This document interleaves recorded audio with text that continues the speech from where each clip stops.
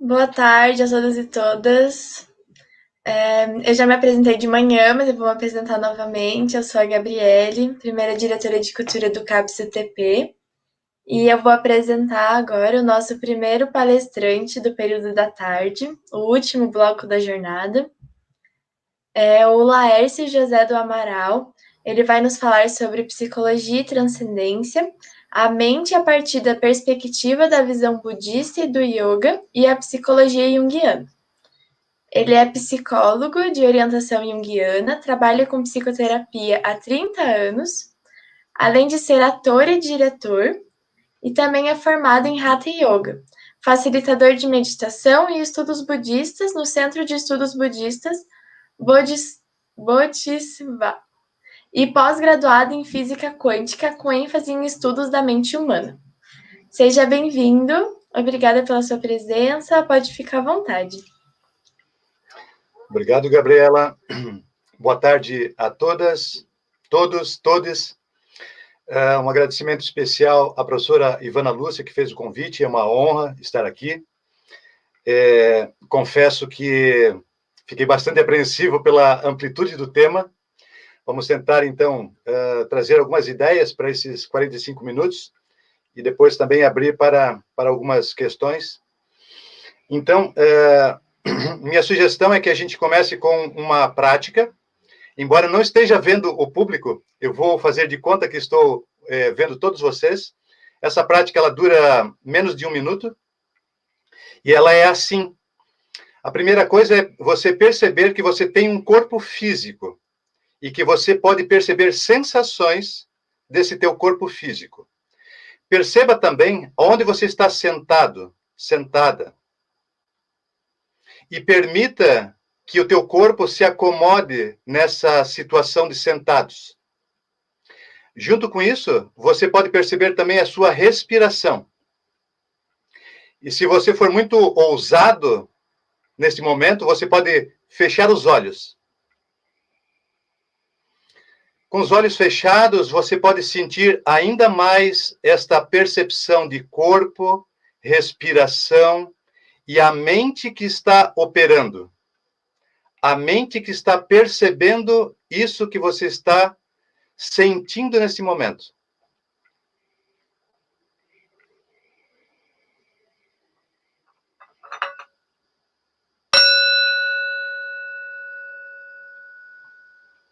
Você sente o corpo, escuta os sons,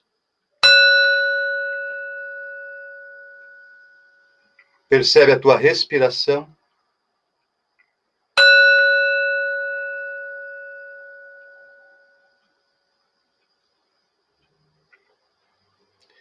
E antes que alguém possa viajar e se desdobrar para outros universos, podem abrir os olhos. Obrigado. Então, vamos lá. Primeira transparência, por gentileza.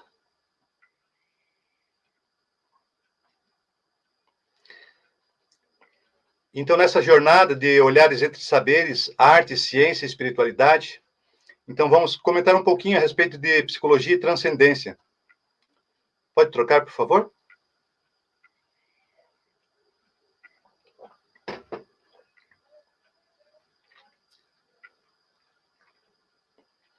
A mente a partir da perspectiva da visão budista, do yoga e da psicologia junguiana.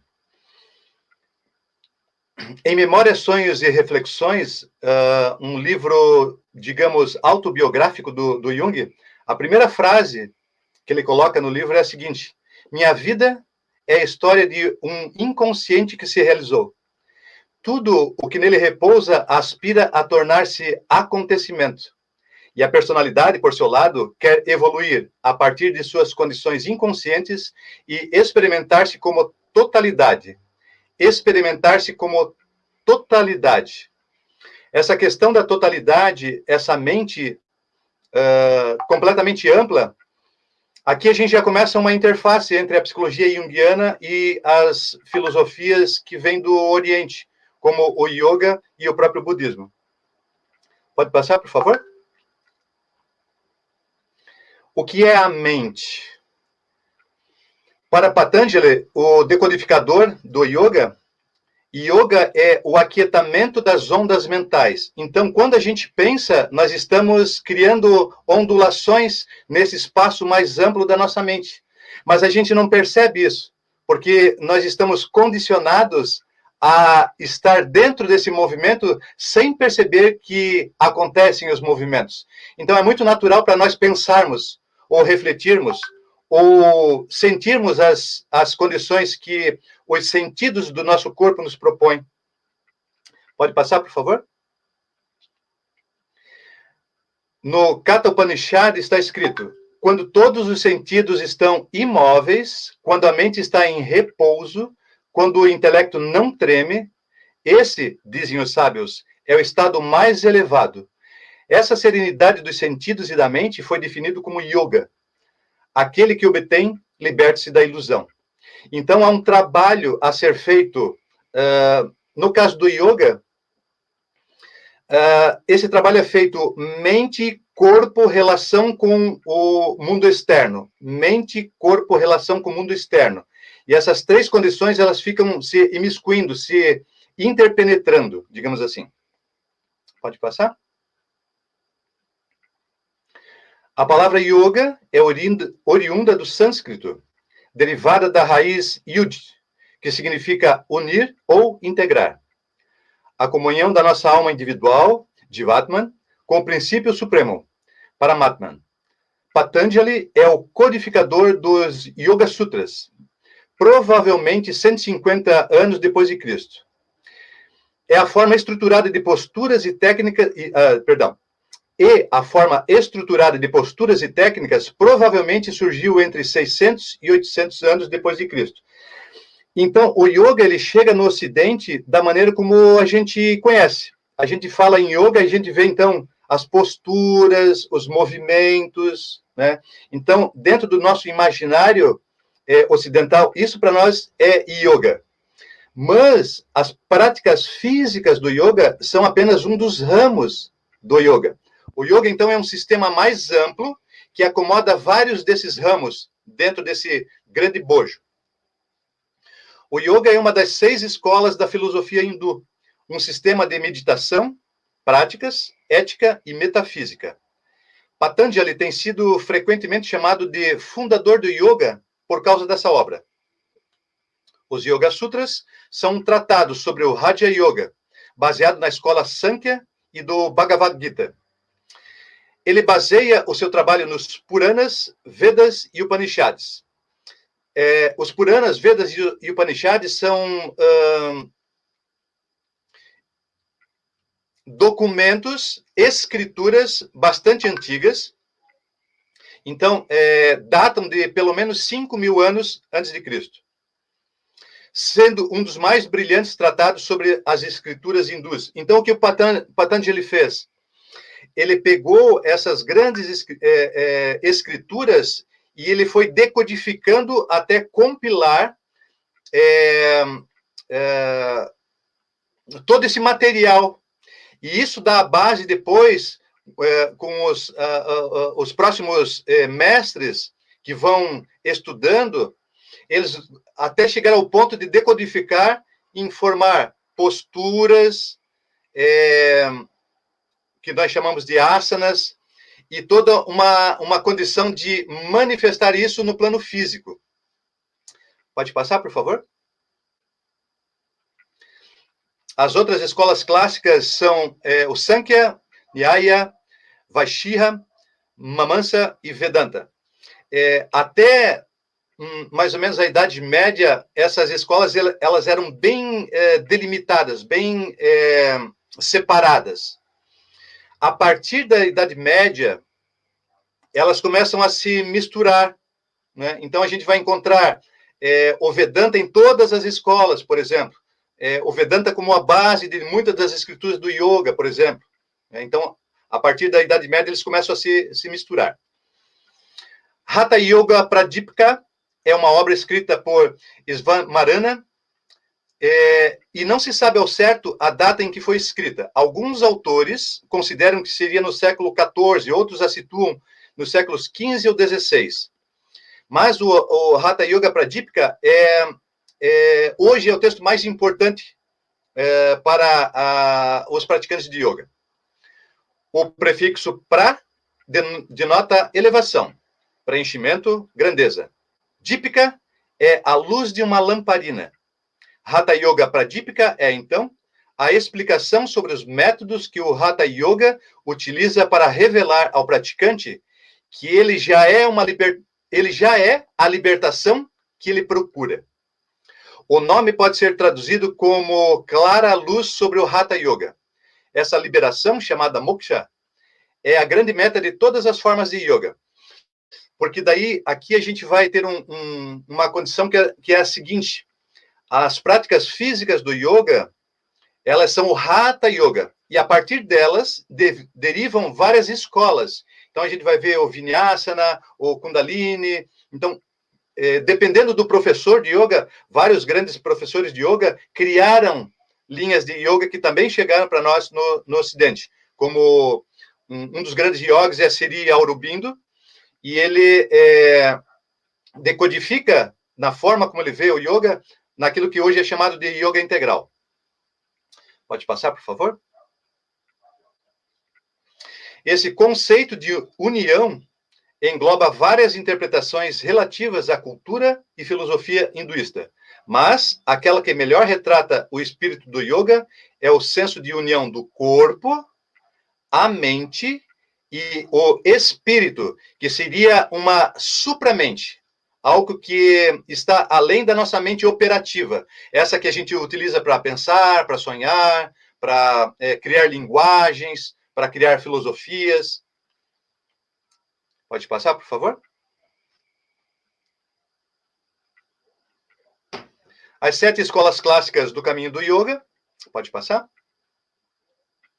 Raja Yoga, que é o caminho que foca predominantemente no controle da mente, através da prática regular de concentração e meditação. O Hatha Yoga, o mais conhecido, que toca predominantemente no desenvolvimento físico através de asanas, pranayamas, mudras, kriyas, dieta yogi e yoga nidra. Os asanas são as posturas, pranayamas é o domínio do prana, que a gente faz através de exercícios e técnicas de respiração. O prana seria como que uma energia cósmica. Então, a gente diz assim que, como os peixes estão no mar e não percebem que estão submersos no mar, nós não percebemos que estamos imersos num oceano de prana. Os mudras são gestos de mãos, mas também de corpo. Os kriyas, que são técnicas de limpeza, tanto do corpo físico, como também do fluxo da energia. Dieta yogi, né? Yoga nidra, a gente vê, normalmente, no final das práticas de uma aula de yoga, um relaxamento, né? Esse relaxamento, várias vezes, ele é conduzido pelo instrutor, porque Yoga Nidra é um estado da mente, é um estado desperto da mente. Então, mesmo dormindo, a pessoa pode, digamos assim, dominar a estrutura da mente dentro do sonho, ele pode manipular o sonho. E além de outros desdobramentos que a mente também pode fazer. Isso é o Yoga Nidra. Depois, o outro caminho é o Bhakti Yoga, que é o caminho da devoção pelo constante amor, reflexão e o servir. É ter fé, devoção à divindade, ou à vida, ou à natureza.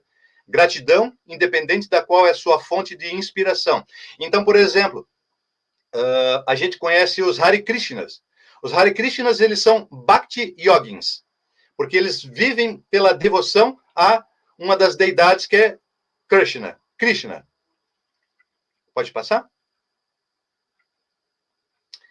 Jnana Yoga é o caminho da sabedoria e dos estudos das escrituras.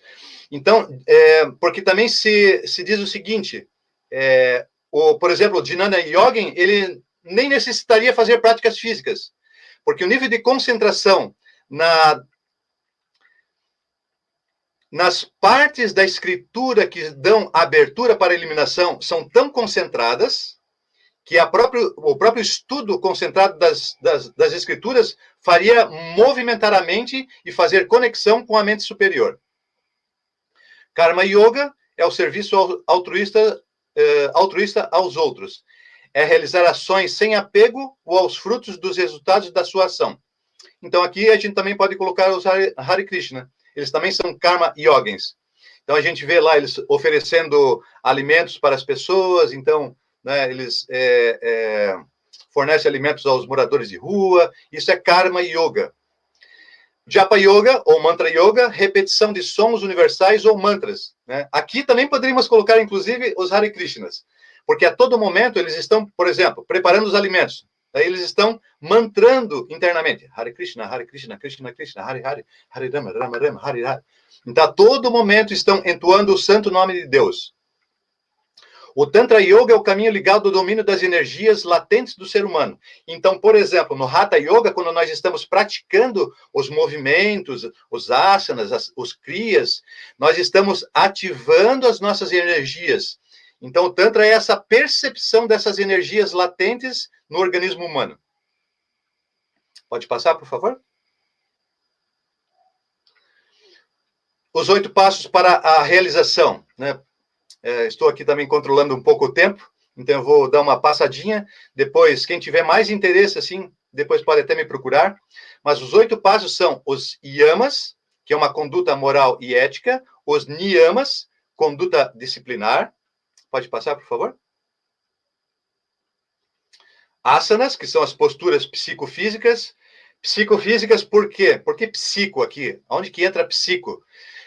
Cada vez que a gente entra numa postura, ou a gente está realizando um kriya, que é um determinado movimento, nós estamos movendo também a nossa fisiologia. Então, determinadas torções vão mexer com as nossas vísceras. Nas invertidas, quando a gente coloca o corpo de cabeça para baixo, estamos colocando os nossos órgãos internos, coração, a circulação, ativando condições diferenciadas do sistema simpático e parasimpático. Então, é psicofísica por quê? Porque isso mexe também nas nossas emoções. Então, não é incomum a gente entrar em determinados... Depois de muito pouco tempo de prática, a gente entrar em determinadas posturas, em determinadas condições do corpo, que a gente sente brotar emoções. Às vezes, inclusive, emoção de poder... liberar através de choro, né? Às vezes vai brotar alguma coisa de raiva. O Pratyahara, que é o recolhimento dos sentidos. Então, nós temos os 5 sentidos físicos e mais o 6º sentido, que é a mente que percebe isso. Então, o recolhimento dessas condições, junto com Dharana, que é a concentração, vai criar um estado especial da mente. Dhyana, que é meditação, que daí são técnicas para manter a mente nesse estado, e Samadhi, que é o êxtase espiritual. Então, é o desdobramento dessa sequência de técnicas, e de práticas, e de condutas. Pode passar, por favor? No budismo, eu vim a um mundo de sonho, dar ensinamentos de sonho a seres de sonho, com sofrimentos de sonho. Eu não vim e não vou. Palavras atribuídas ao Buda Shakyamuni, ditas pouco antes de sua morte. Pode passar?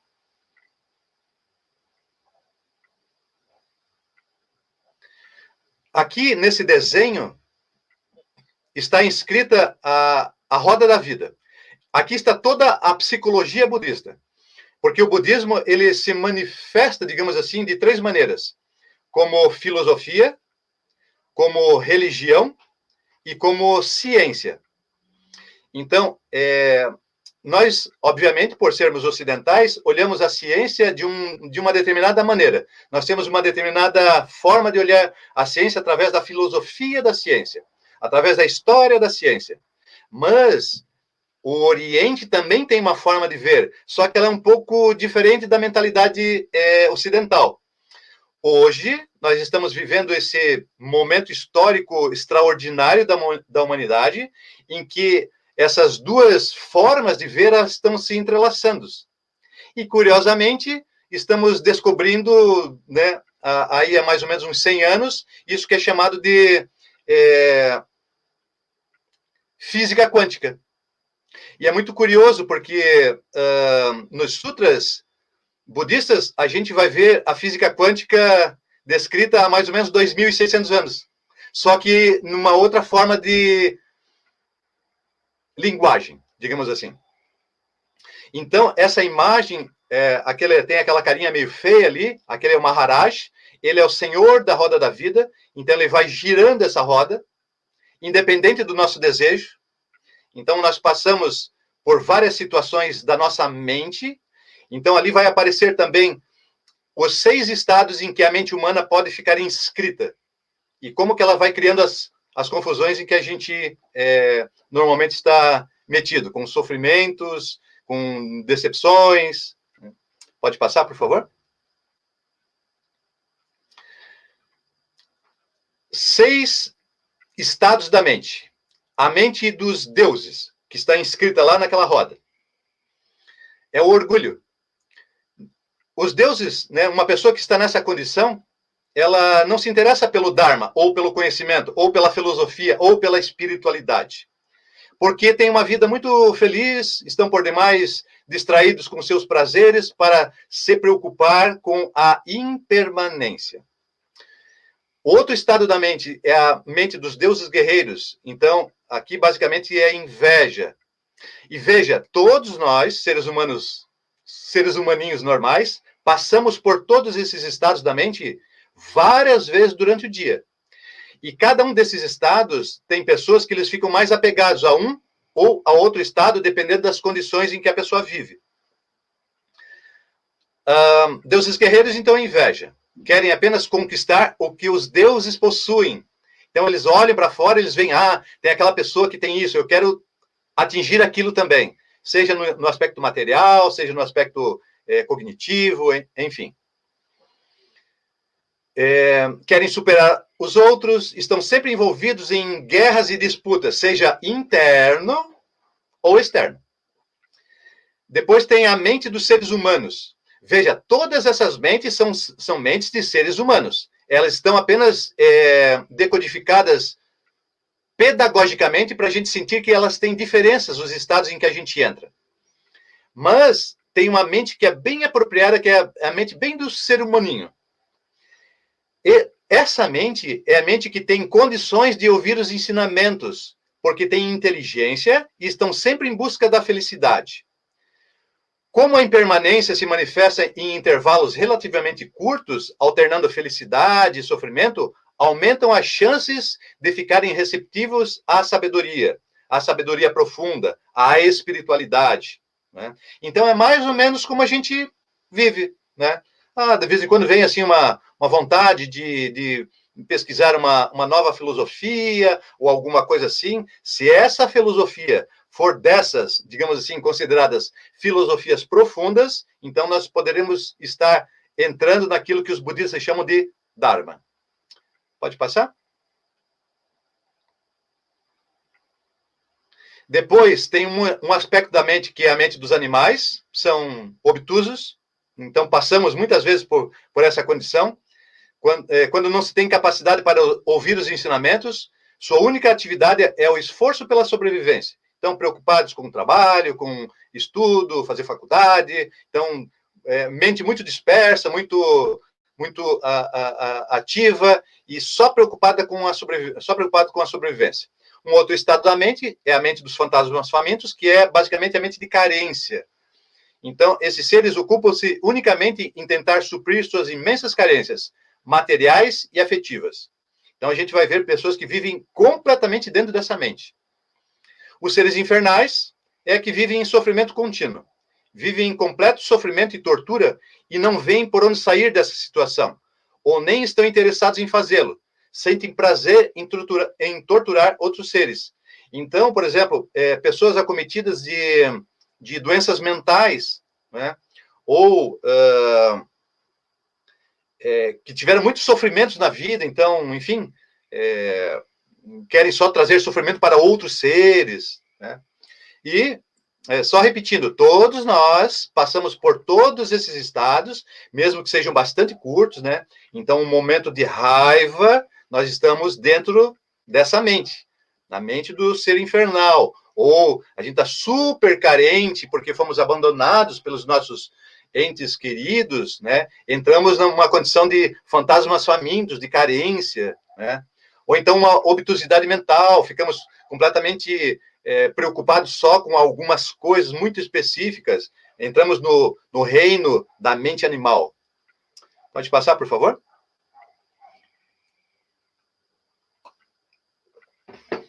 E aí o Buda descobre o quê? Que existe, por trás de toda essa complicação, algo que é chamado de vida humana preciosa.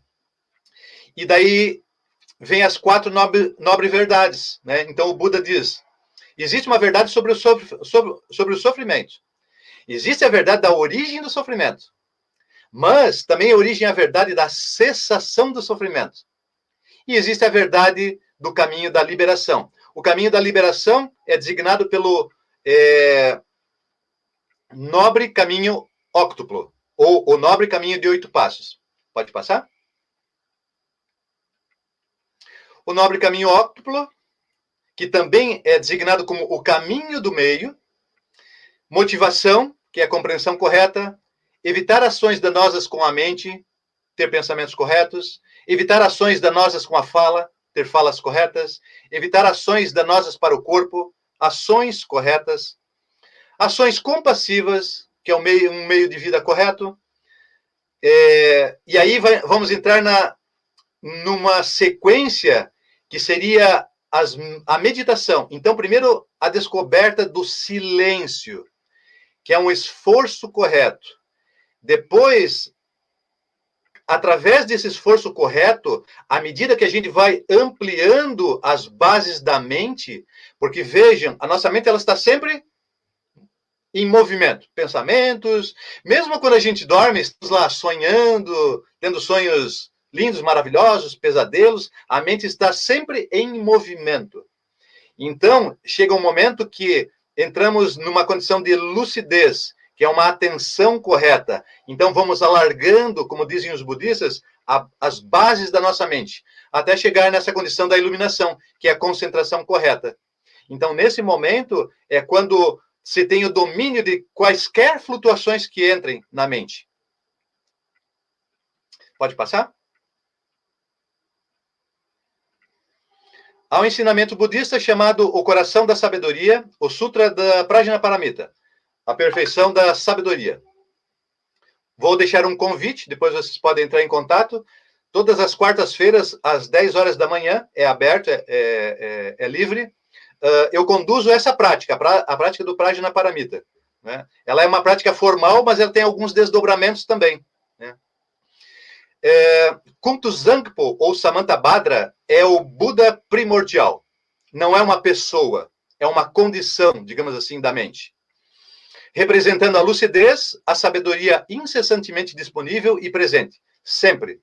Mesmo que a gente não perceba, mesmo que a gente viva nas nossas dificuldades do dia a dia, existe uma condição da mente que ela é completamente livre, lúcida, incessante e disponível para nós. Pelo estudo dos 12 elos da originação interdependente, se a gente volta lá naquela imagem que foi colocada, a gente vai ver os 12 elos desenhados, cada um deles, com as suas significações. Vemos que a liberdade natural da mente é capaz de produzir a experiência de divisão da própria mente em objeto a ser contemplado e observador. Então, por exemplo, aqui vocês têm a impressão que estão ouvindo alguém falar alguma coisa. Mas não tem uma pessoa aí nessa tela, é só pixels. É só uma decodificação eletrônica matemática, como a gente vê no filme Matrix. Então, o que vocês estão vendo não tem um nível de realidade concreto como possamos estar imaginando.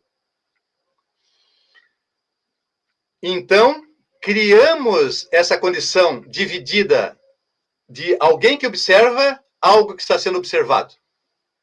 Desse modo, cria-se uma cortina de ilusão. Surge a nossa mente dupla, dual, que passa a operar presa aos objetos surgidos com ela. Pode passar, por favor? O movimento da mente estimulado pelos objetos produz a experiência do sonho vivo da roda da vida. A lucidez ocultada pela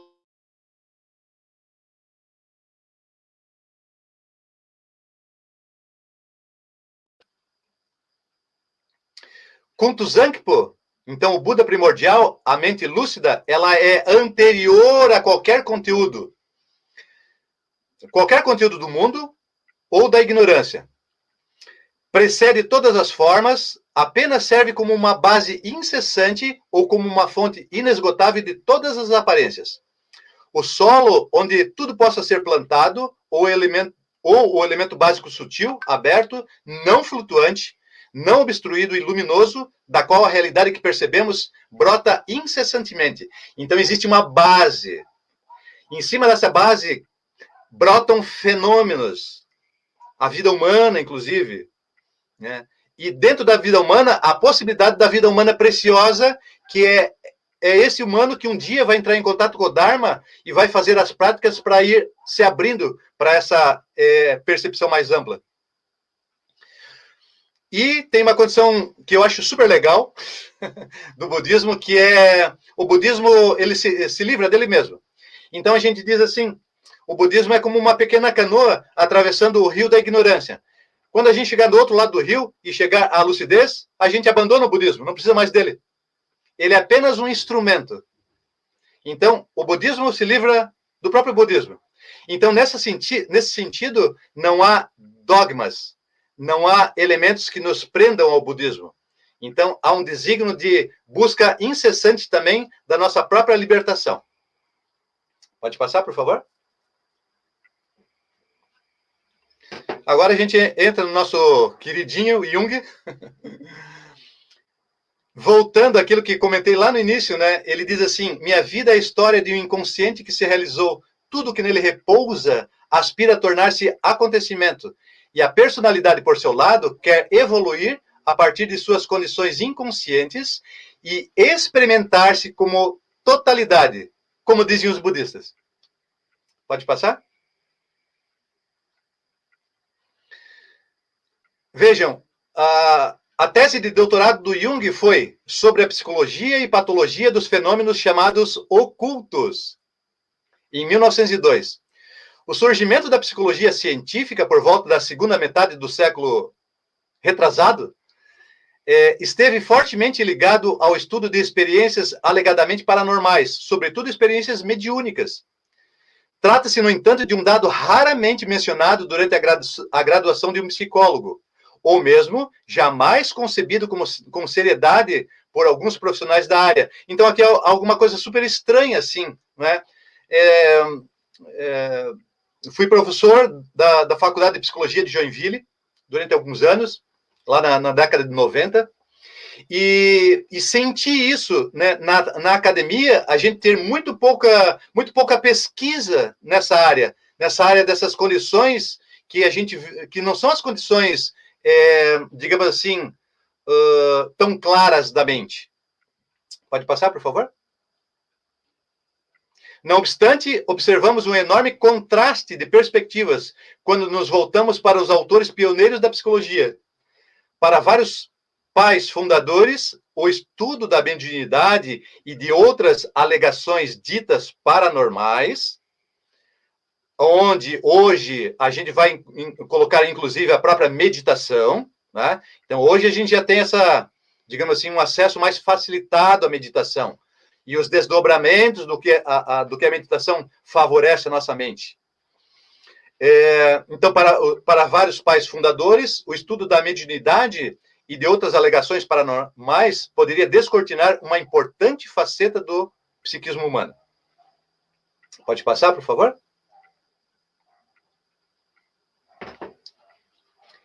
Dentre os pesquisadores pioneiros da mediunidade estavam grandes nomes. Vai colocar vários nomes, como, inclusive, o Jung. Tem da onde o material que eu tirei, que é de um artigo. Pode passar, por favor?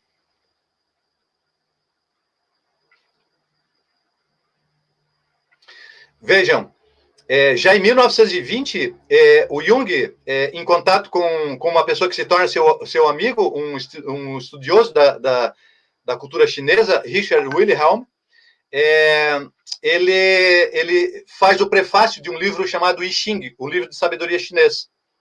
O I Ching, ele é um oráculo também. Então, joga-se as varetas ou as moedas e daí cai um hexagrama. Daí, pessoa, dependendo do hexagrama, tem uma condição filosófica a ser revelada para o psiquismo da pessoa naquele momento, como o tarô, né? Depois ele, junto com o Wentz também, fala sobre o livro tibetano dos mortos, Bartudol, né? Que é um livro que fala sobre a passagem da mente, né? Por exemplo, o treinamento no budismo também tem essa condição de quando chegar no momento da morte física, não ter o desmaio completo, poder entrar naquilo que é chamado de bardo da morte consciente, porque o bardo da morte é como um sonho, digamos assim, para os budistas. Então, entra-se conscientemente para poder também operar ali dentro, é o que a gente chama... Quando vocês encontrarem, assim, mestres budistas que têm o designo de Rinpoche, eles são essas pessoas que fazem esse translado de forma consciente. Depois, ele, junto com Richard Wilhelm, também ele vai escrever um livro chamado O Segredo da Flor de Ouro, que é um livro sobre meditação e sobre práticas para levar à abertura da mente.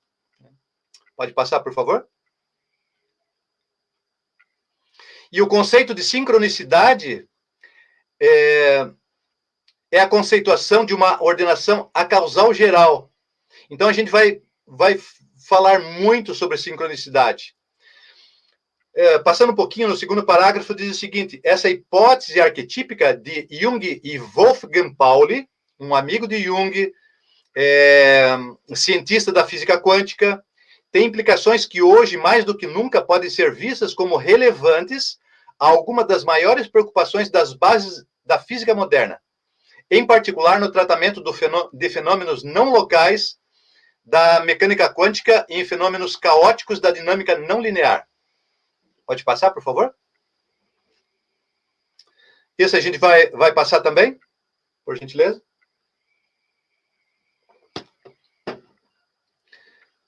Pode passar também. Pode passar.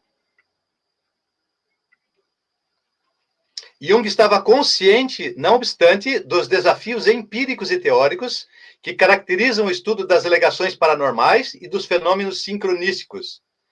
Criticou aqueles que levam tudo a ideias transcendentais, considerando esse modo de pensar tão negativo quanto o pensar materialista. Pode passar? Aqui ele vai falar sobre a sincronicidade. Pode passar, por favor? Ele utiliza unus mundus, esse termo que vem da alquimia, para compor essa condição, nós materialistas, de termos um corpo, matéria, e a condição psíquica, e como a gente cria pontes de ampliação dessas condições. Pode passar? O que a Índia pode nos ensinar é o último capítulo do livro Civilização em Transição, de Jung. Pode passar? Pode passar? Jung diz assim, aqui tem Hermes, né? Mercúrio, esse deus, ele faz a ponte entre o céu e a terra, entre os deuses e os humanos, a condição mais elevada é a nossa condição terrena. Daí o Jung diz assim, nos tornamos altamente disciplinados como ocidentais, organizados e racionais, por um lado, mas o outro lado permaneceu um primitivo oprimido, excluído da educação e da cultura.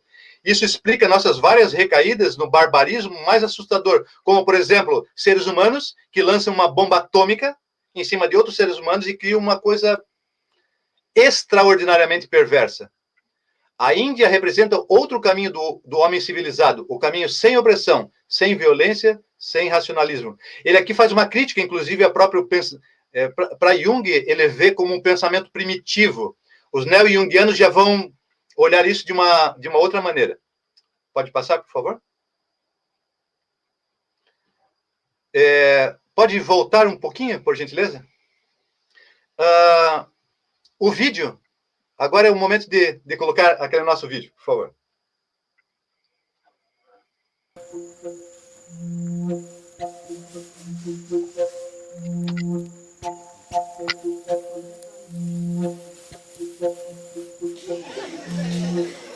Às margens do rio Tocantins vive um povo conhecido por rir muito, os Craô.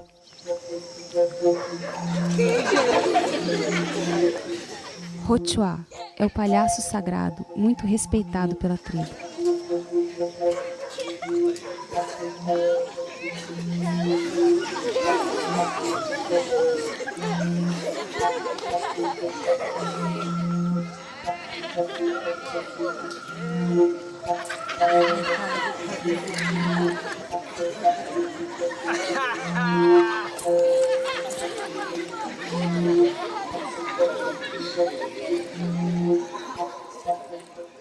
Rochuá.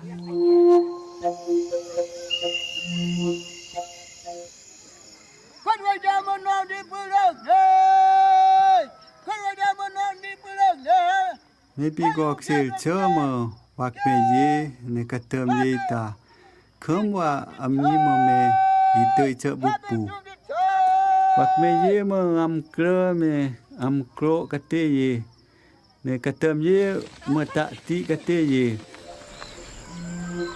Preservando a maior área contínua de cerrado brasileiro, os Craô são conhecidos como os senhores do cerrado.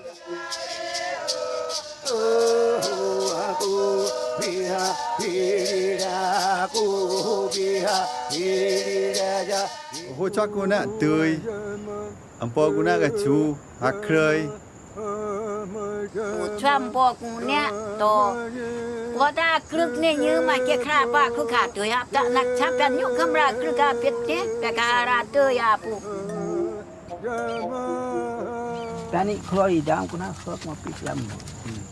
Tani ko ani ta hoi dam la khen yo kun thơ ma la ma te ani ta ko la ma.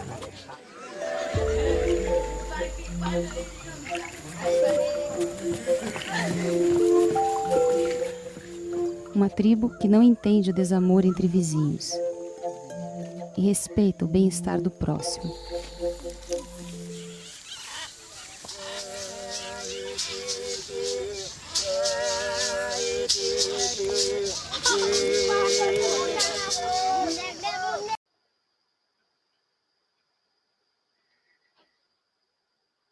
Oh! Vocês estão aí? Não os vejo, mas eu sei que estão aí. Eu sou Gucci. Eu já apresentei nos maiores palcos do mundo: Milão, New York, China, Canadá. E hoje estou aqui, neste congresso de psicologia. Bem, nada é perfeito mesmo, mas eu vim aqui para transmitir um recado para vocês. Um recado muito importante. Estão preparadas? Preparados? Preparades? O recado é o seguinte: Exu matou um pássaro ontem com uma pedra que ele jogou hoje.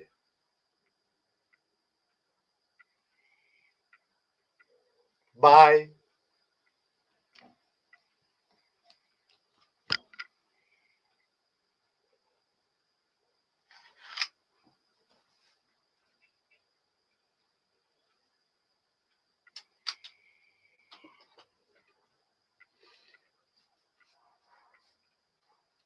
Pode colocar a lâmina, por gentileza?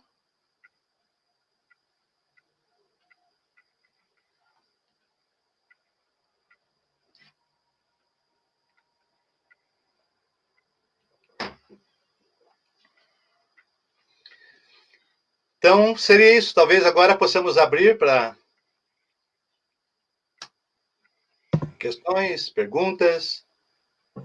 Certo, muito obrigada. A palestra foi incrível. Eu sou praticante de yoga, então aproveitei muito assim todo esse conhecimento compartilhado.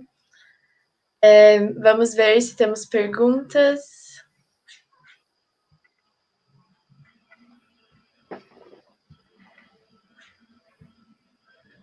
Acho que não, mas eu tô vendo aqui os comentários, né? Tem comentários elogiando aqui a palestra. E se o senhor quiser fazer algumas considerações finais, algo assim? Sim, então eu vou comentar sobre essa condição que, inclusive, se abre hoje para nós, né? Que é essa percepção de que, diferente da maneira, não completamente diferente, mas da maneira como Jung também vê aquilo que ele chama de pensamento primitivo, hoje a gente vê que tem outros desdobramentos disso. Hoje nós temos acesso a aquilo que é a sabedoria profunda dos povos originários.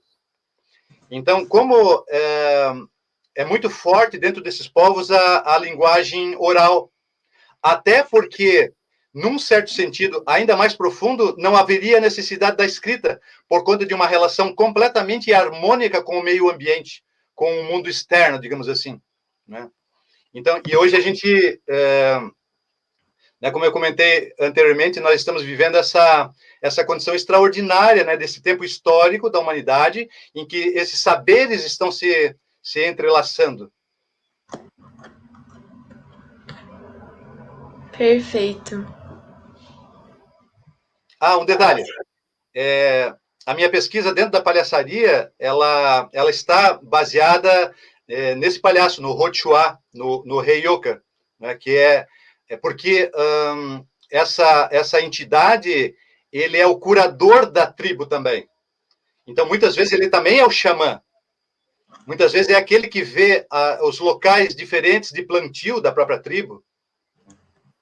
Que interessante. Além do que pode, inclusive, trazer alegria para a tribo em momentos mais dificultosos. Com certeza. A gente tem uma pergunta aqui da Ana Maria Assad. Ela escreveu que ela adorou, e aí ela perguntou: você utiliza a prática do yoga na clínica? Poderia falar um pouco sobre? Sim. Não só do yoga, mas também algumas condições da meditação. Mas em que sentido? Por exemplo, como eu tenho uma trajetória dentro do budismo, eu também tenho pacientes que são praticantes budistas. Então, é possível daí a gente fazer uma interface entre a linguagem das condições terapêuticas com a prática que a pessoa já vem fazendo, né? E tem pessoas que são curiosas. Então, por exemplo, já vem com uma questão, digamos assim, arquetípica, que se liga a essas condições ancestrais. Então, tem momentos, por exemplo, quando a pessoa traz um sonho, como terapeutas de base junguiana, a gente sabe que o sonho, ele tem essa condição de fazer penetrar em camadas mais profundas. E dependendo de como a pessoa está vivendo a sua vida, ela vê essa abertura para algumas outras técnicas que possam auxiliá-la também no seu dia a dia, com a própria meditação, enfim.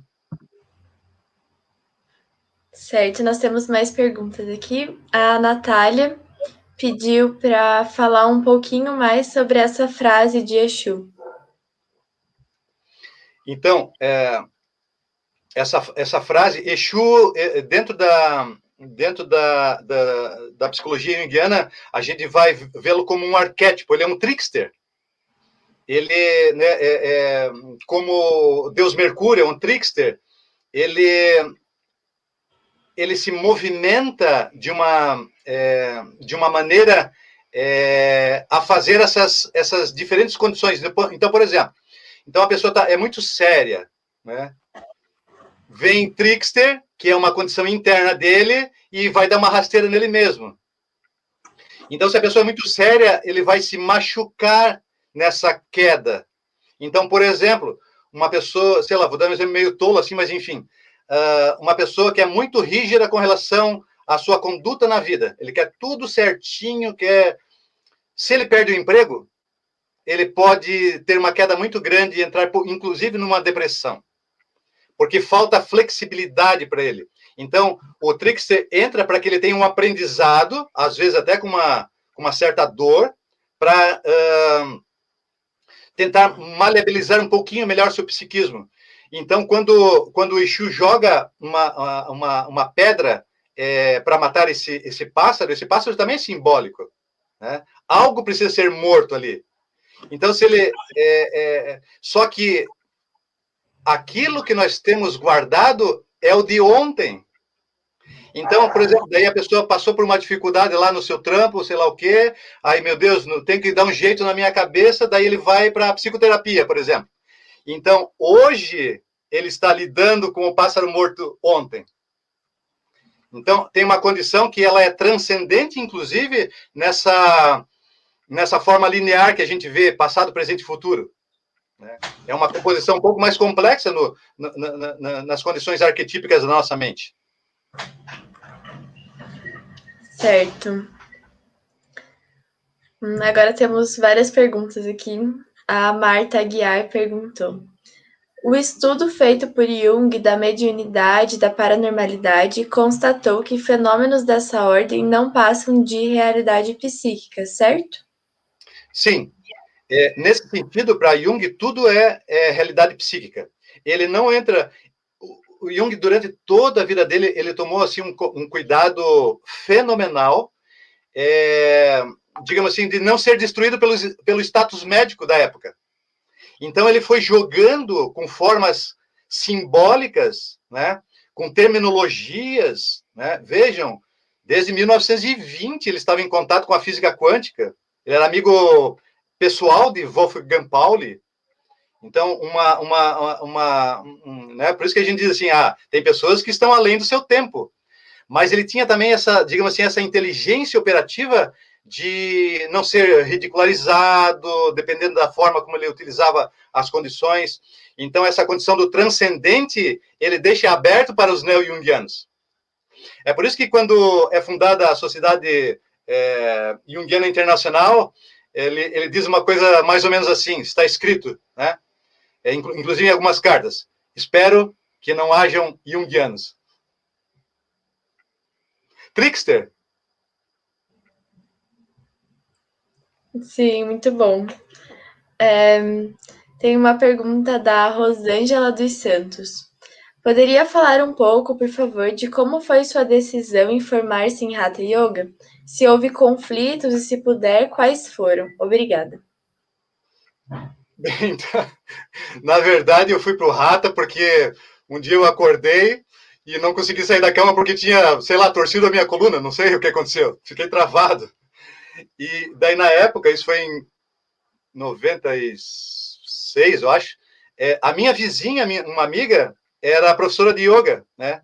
E aí, a gente trocando umas ideias, né? Falei para ela, tô sentindo muito as minhas costas, papapá. Daí ela disse assim, vai lá fazer uma aula experimental. Na primeira aula, eu saí de lá, assim, muito bem. Muito bem. E aí, não, quero isso para a minha vida. Né? Agora, então, já fazem 25 anos. Né?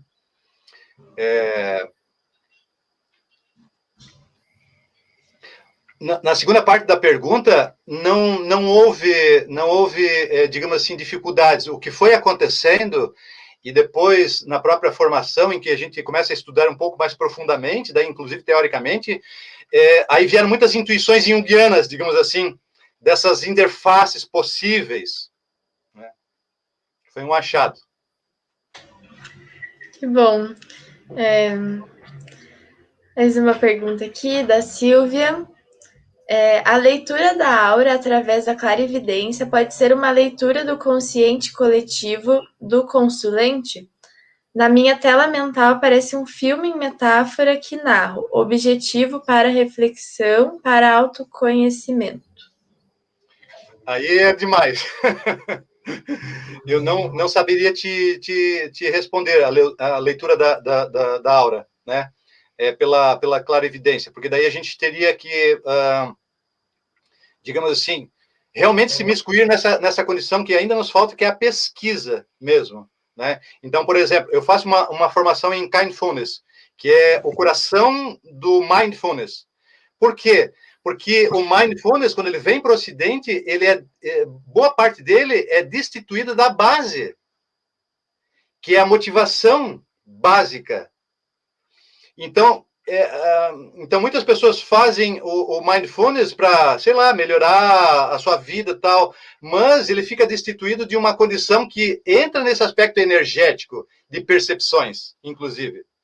Mas agora, enfim, estamos inclusive entrando nessa esse nosso diálogo com os neurocientistas, né? Ir lá colocar eletrodos na cabeça dos meditantes ou de pessoas que tenham sensibilidades mediúnicas para poder operar nessa condição de o que está acontecendo? É apenas uma projeção do meu inconsciente ou é alguma coisa ainda desconhecida? Perfeito. Uma pergunta agora da Maria de Fátima Gonzaga. Como trazer a alegria do sábio palhaço indígena para os nossos dias de hoje? Então, por exemplo, de vez em quando toda semana eu faço 3 saídas, vou para a rua, né? Coloco a máscara e tal. E aqui próximo de casa tem vários parquinhos infantis. Tem lá as gangorrinhas, tem vários, né? E daí, mas eu não saio como caracterizado com um figurino de palhaço. Eu saio só com roupa de caminhada, digamos assim. Mas a energia do palhaço está operando. Então, esses dias eu conheci a Helena. E daí, Helena estava subindo naquele aramado, e daí eu fui ali também, comecei a subir. E daí ela achou estranho, né? Helena tem 4 anos. Ela achou estranho e aquele adulto se metendo no meio né, se esticando ali. Né? Daí a mãe de Helena, que estava próxima, disse assim, Helena, cuidado para não cair.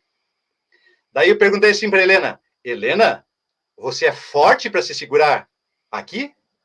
Daí Helena disse assim, sim, eu sou forte, eu tenho até a roupa da Mulher Maravilha. Dá um delay, daí a Helena assim, mãe, você trouxe a minha roupa da Mulher Maravilha? Então, é dessa forma também que o palhaço, porque o palhaço xamânico, esse palhaço primitivo, ele está na base da constituição da nossa mente. Então, ela pode ser acionada, né? Então, muito legal trazer isso e trazer para o nosso dia a dia, né? Que nem você falou, que não vai caracterizado, né? Não precisa ser no palco de um teatro, né? Em um super evento, assim, pode ser em qualquer momento do nosso dia, assim. Muito interessante isso. Temos mais uma pergunta aqui da Isabel Bavoso. Professor, boa tarde. Como curiosidade, o senhor pode abordar acerca da Ayurveda e a alimentação no controle de si? Agradeço, abraço. Sim, porque daí o Ayurveda, né, a medicina indiana, ela é também uma medicina preventiva, né? Então, como que nós preparamos o nosso corpo físico para atender as agruras do externo? E essa preparação tem a ver em deixá-lo em condições de entrarmos em contato com essas energias superiores. Então, ele prepara, né? Então, por isso que, basicamente, a gente diz assim, o corpo físico, ele é o templo do espírito. Então, se a gente abusa dele, né, em demasia, né, a gente dificulta essa condição de acesso a essas condições superiores da mente. Então, o Ayurveda, né, e inclusive a alimentação ayurvédica, ela vai entrar para essas condições. Certo. Muito obrigada. Essa foi a nossa última pergunta. Foi um tempo muito rico, assim, e cheio de informações. Queria agradecer ao senhor por ter se disposto a isso. Muito obrigada. Também gostaria de fazer um agradecimento agora especial à professora Ivana Lúcia, que me convidou, né, a toda a estrutura, né, vocês que fizeram toda facilitaram para que nós estivéssemos aqui, e também a minha esposa, Samara Rocha, que ela que criou os slides lindos, né? Então, isso é a arte da Samara. Muito obrigado. Certo, muito obrigada. Até a próxima. Até.